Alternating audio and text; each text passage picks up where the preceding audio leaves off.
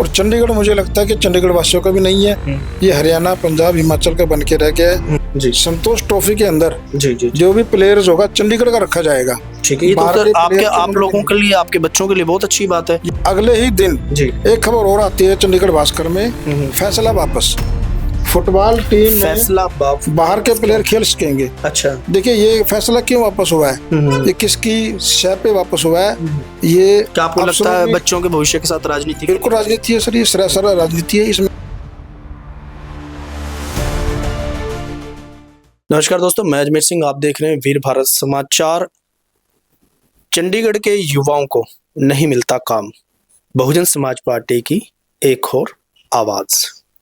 क्या बात है, क्यों चंडीगढ़ के युवाओं को संघर्ष करना पड़ता है, चंडीगढ़ के युवाओं को काम नहीं मिलता? इस मुद्दे को उठाने के लिए और इस मुद्दे पर चर्चा करने के लिए हमारे साथ मौजूद हैं बहुजन समाज पार्टी के प्रदेश सचिव इंद्रवीर आजाद जी। सर नमस्कार जी। नमस्कार सर। सर, आपने ये मुद्दा क्यों उठाया कि चंडीगढ़ के युवाओं को काम नहीं मिलता? क्योंकि चंडीगढ़ के अंदर तो अगर दो स्टेटों की राजधानी हरियाणा पंजाब की है तो इन युवाओं को भी काम मिलना जरूरी है, तो चंडीगढ़ में ऐसा आपको क्यों लगता है कि चंडीगढ़ के युवाओं को काम नहीं मिलता? सर सबसे पहले तो मैं चैनल का धन्यवाद करता हूँ जो हमारे पास आए, इस मुद्दे को जो हमने उठाया चंडीगढ़ का मुद्दा जी, उसको पब्लिक के पास ले जाने के लिए। तो जिस प्रकार आपका सवाल है कि चंडीगढ़ में जो युवा है उनको चंडीगढ़ में रोजगार क्यों नहीं मिल रहा है जी, उसका सबसे बड़ा कारण है कि यूटी है। हाँ जी। और यूटी होने के कारण यहाँ पर हरियाणा और पंजाब का कुछ शेयर है जी, लेकिन चंडीगढ़ का शेयर कहीं मौजूद नहीं दिखाई नहीं देता है। ओके। ना तो नौकरी में दिखाई देता है और ना ही खेलों में नजर आता है। ठीक है।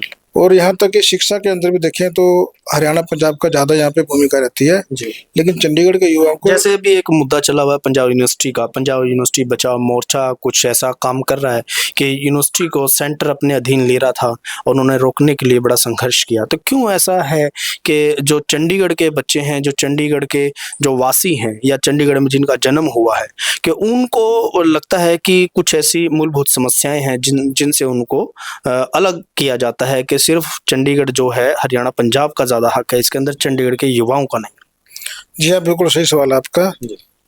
जैसे कि हरियाणा और चंडीगढ़ 40 और 60 का रेशो लेके चलता है।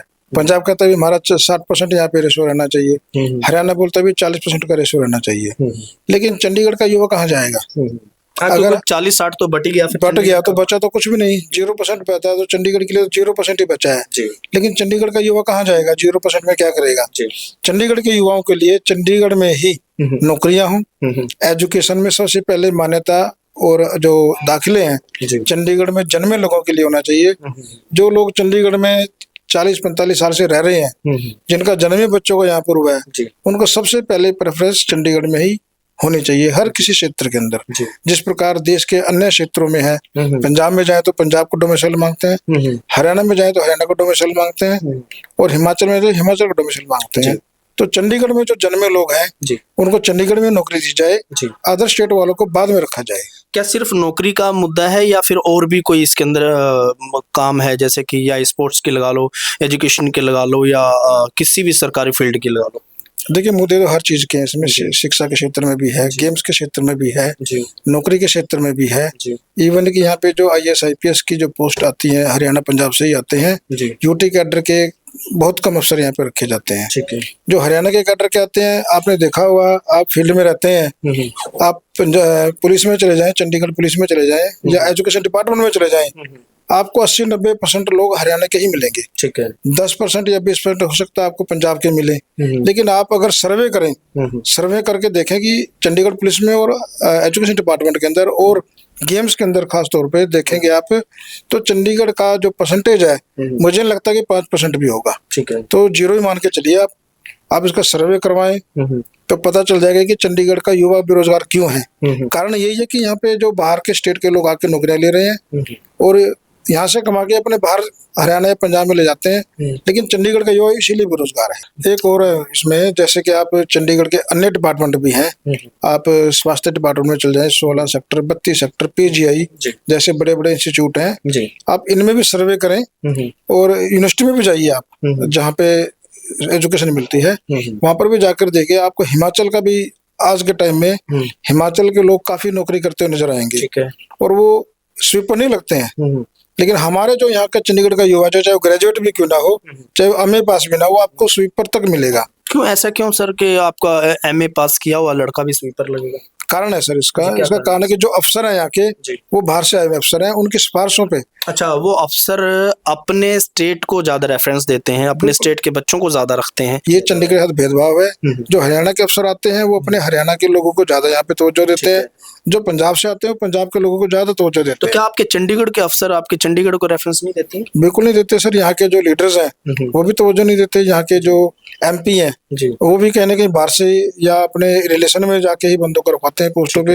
लेकिन चंडीगढ़ का युवा इसीलिए बेरोजगार है। और कहीं ना कहीं जो इसमें ज्यादातर जो मार पड़ती है वो हमारे एससी भाईचारे पे पड़ती है। उनसे पैसे भी लेके लोग ठेकेदारी पे उनको रखते हैं, लेकिन उनके साथ भी कहीं ना कहीं धक्का हो रहा है। साल 6 महीने रखते हैं, उसके बाद उनको हटा दिया जाता है। नहीं सर, जैसे कि आपने बताया है कि आपके जो बच्चे हैं चंडीगढ़ शहर के, एमए पास कर लें, ग्रेजुएशन कर लें या किसी उसमें डिप्लोमा कर लें, तो उनको काम नहीं मिलता। जैसे भी आपने बताया कि बाहर के अफसर अपने स्टेट के बच्चों को ज़्यादा रेफरेंस देते हैं। तो फिर ये तो एक सर कहीं ना कहीं आपके चंडीगढ़ के युवाओं के ऊपर ऐसी तलवार लटकी हुई है, चाहे वो कुछ भी कर लें तो उनकी मजबूरी है, चाहे वो पैसे दे के लगे, चाहे वो सफाई का काम करें या गटर का काम करें या कोई भी फील्ड में जाएं, जब उनकी मजबूरी है सर, तो फिर तो उनकी मजबूरी है ही। तो आप देखिए कि चंडीगढ़ के अंदर सिर्फ और सिर्फ ये मुद्दा अभी का नहीं है, ये चंडीगढ़ का जो मुद्दा है ये बहुत पहले से चला हुआ है कि चंडीगढ़ के अंदर चंडीगढ़ के युवाओं का हक नहीं है, चंडीगढ़ के युवाओं को काम नहीं मिलता। क्यों नहीं मिलता? जो इसकी बारीकियां हैं बहुजन समाज पार्टी के जो प्रदेश सचिव हैं इन्होंने हमें बताई। सर और मुझे बताइए, क्योंकि आपने कही बात एससी समाज की कही, एससी समाज के अंदर अच्छे पढ़े लिखे बच्चे भी हैं, स्पोर्ट्स में भी आगे जाते हैं, तो स्पोर्ट्स में क्या आपका हुआ है? सर स्पोर्ट्स में भी आप देख लीजिए, स्पोर्ट्स में भी काफी भेदभाव होता है। ऐसी समाज के बच्चे बहुत अच्छे टैलेंटेड हैं, लेकिन उनको आगे गाइडेंस या उनके जो कोचिंग है, उनको जो कोचिंग सेंटर्स है वहां तक भी जाने की अनुमति नहीं मिलती है, उनको परमिशन ही नहीं मिलती। आपको लगता है आज भी जातिवाद है? बिल्कुल है सर, जातिवाद है। मैं एक अच्छा उदाहरण भी आपको देता हूँ। अभी यहाँ पे ऐसी समाज के 2 टीचर्स हैं, एक 18 सेक्टर में पहले पोस्टेड थी, अब 22 सेक्टर में पोस्टेड है। मेधावी और प्रतिभा, उन दोनों के साथ कितना भेदभाव हो रहा है। वो एक हरियाणा कैडर से टीचर आई हुई है, जो पहले टीचर थी, आज वो प्रमोट होके प्रिंसिपल बन गई है। लेकिन किस रूल के तहत वो प्रिंसिपल बनी है, उसके पीछे कौन है, किसका शिकंजा उसके पीछे कसा हुआ है? हरियाणा डिपार्टमेंट से आई हुई है वो। तो हरियाणा एजुकेशन डिपार्टमेंट की 20-25 साल से यहाँ पे कैसे रह रही है? इसकी आवाज कोई उठा रहा है?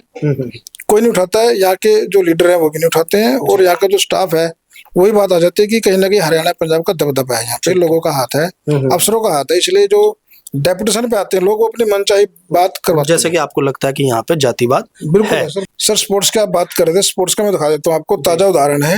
ये दैनिक भास्कर की खबर है मंडे की जी। इसमें आया हुआ है, देखिए जी। संतोष ट्रॉफी के अंदर जी। जो भी प्लेयर्स होगा चंडीगढ़ का रखा जाएगा। ठीक है, ये तो सर आप लोगों के लिए, आपके बच्चों के लिए बहुत अच्छी बात है ये सर, कि संतोष जो ट्रॉफी है उसके अंदर उनको रखा जाएगा। बिल्कुल अच्छी बात है कि रखा जाएगा जी। लेकिन अगले ही दिन जी एक खबर और आती है चंडीगढ़ भास्कर में, फैसला वापस, फुटबॉल टीम फैसला बाहर के प्लेयर खेल सकेंगे। अच्छा, देखिए ये फैसला क्यों वापस हुआ है, ये किसकी शय पे वापस हुआ है?